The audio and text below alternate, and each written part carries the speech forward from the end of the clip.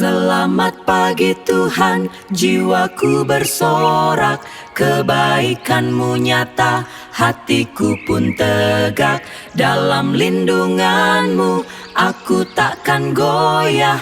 Hari yang ceria, penuh berkat melimpah, karunia-Mu nyata. Cinta-Mu tak terhingga.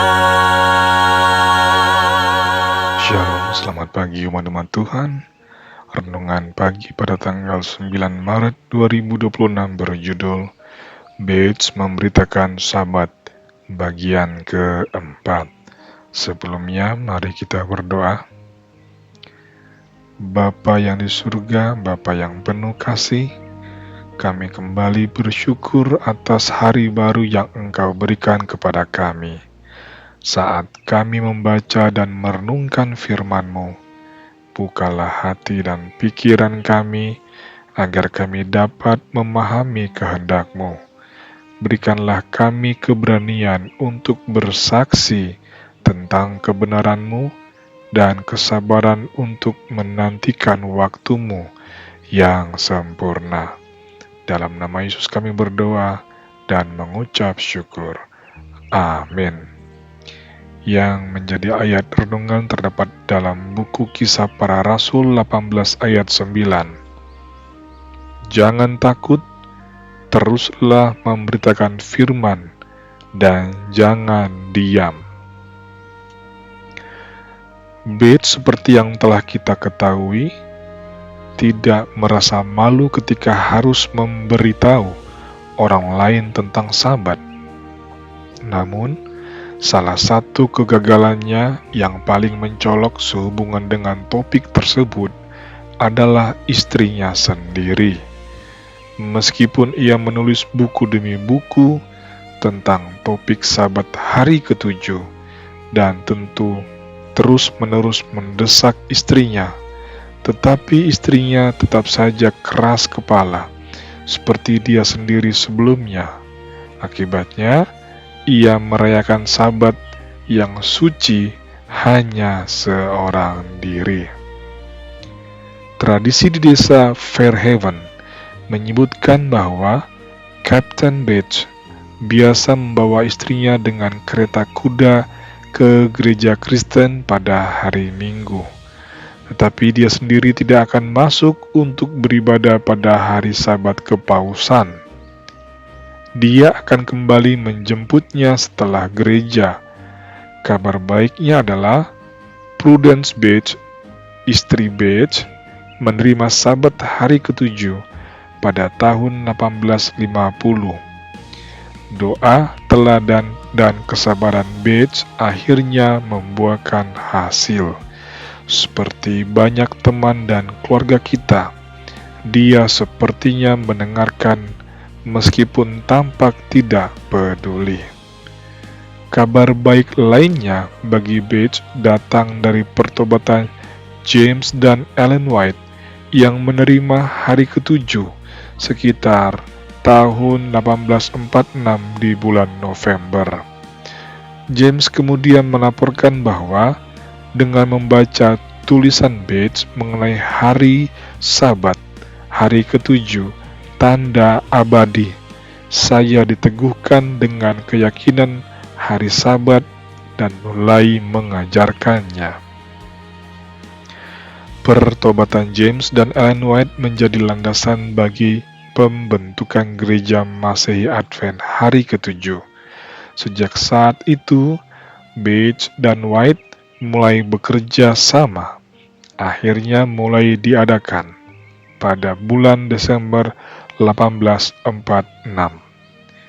Pertemuan-pertemuan Sabat hari ketujuh yang diajarkan Bates tampaknya telah menjangkau New York bagian barat.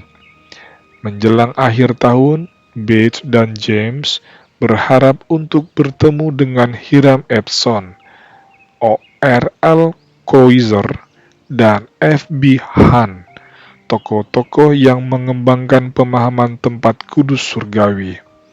Di rumah Edson di Port Gibson, New York, tetapi keadaan membuat White tertahan di bagian timur.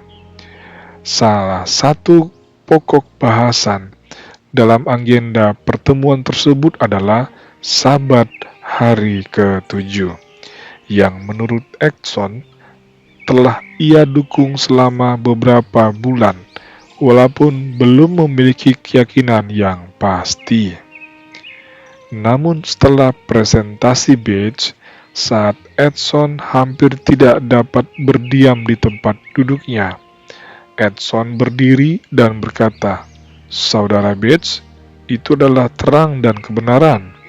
Hari ke-7 adalah hari Sabat, dan saya setuju dengan Anda untuk memeliharanya."